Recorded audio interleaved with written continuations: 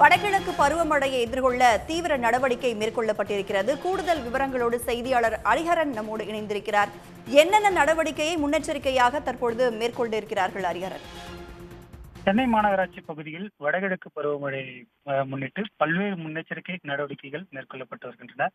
ஏற்கனவே ஒருபுறம் நீர்நிலைகள், கால்வாய்கள், மழைநீர் வடிகால்கள் மற்றும் பல்வேறு பகுதிகளில் தூர்வாரும் பணிகள் தீவிரமாக நடைபெற்று வரும் நிலையில கடந்த காலங்களில் மழைநீர் அதிகம் தேங்கிய தாழ்வான பகுதிகளாக அடையாளம் காணப்பட்டிருக்கக்கூடிய பகுதிகளில் மீட்பு மற்றும் நிவாரண நடவடிக்கைகளாக பயன்படுத்தவுள்ள ஜேசிபி இயந்திரங்கள், மரக்கலை அகற்றும் இயந்திரங்கள், மரக்கலை அகற்றும் சக்திமான் இயந்திரங்கள், பாப்காட் ரோபோட்டிக் எக்ஸ்கவேட்டர்கள், ஆம்பியன், மினி ஆம்பியன், சூப்பர் சக்கர் வாகனங்கள், கையினால் இயக்கும் மர அறுவை இயந்திரங்கள், மின்சாரத்தால் இயக்கப்படும் மர அறுவை இயந்திரங்கள், ஜெனரேட்டர்கள், டீசல் பம்புகள், நீர்மூழ்கி மோட்டார்கள் உள்ளிட்ட அனைத்து வகையான இயந்திரங்களையும் இன்று சென்னை மாநகராட்சி பகுதியில் இருக்கக்கூடிய 1 முதல் 15 மண்டலங்களிலுமே சரிபார்க்கப்பட்டு ஆய்வு மேற்கொள்ளப்பட்டது.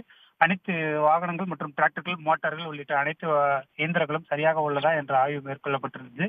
இது தவிர 50 HP திறன் வரையிலான 594 மோட்டார் பம்புகளும், 192 நீர்மூழ்கி பம்புகளும், 500 டிராக்டர் பம்புகளும், 100 HP திறன் கொண்ட 150 டீசல் பம்புகளும் இந்த வடகிழக்கு பருவமழைக்கு சென்னையில் பல்வேறு பகுதிகளில் பயன்படுத்தப்பட்டுள்ளது. குறிப்பாக பல்வேறு இடங்களில் மழைநீர் வடிகால் பணிகள் நிறைவுற்றிருந்தாலும் அந்த இடங்களை தூர்வாரும் பணிகள் ஒரு புறம் நடைபெற்று வருகின்றது.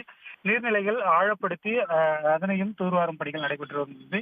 இதேபோன்று சென்னையில் இந்த மழைநீரை வெளியேற்றும் பிரதான கால்வாய்களும் தூர்வாரும் பணிகள் தொடர்ச்சியாக நடைபெற்று வரக்கூடிய நிலையில தாழ்வான பகுதிகளில் இந்த தண்ணீரை வெளியேற்றுவதற்கான நடவடிக்கைகள் மற்றும் மீட்பு பணி நடவடிக்கையாக பயன்படுத்தப்படும் அனைத்து உபகரணங்களையும் சென்னை மாநகராட்சி இன்று பரிசோதித்து சரியான முறையில் இருக்கிறதா என வடகிழக்கு பருவமழைக்கான முன்னெச்சரிக்கை நடவடிக்கைகளை மேற்கொண்டது.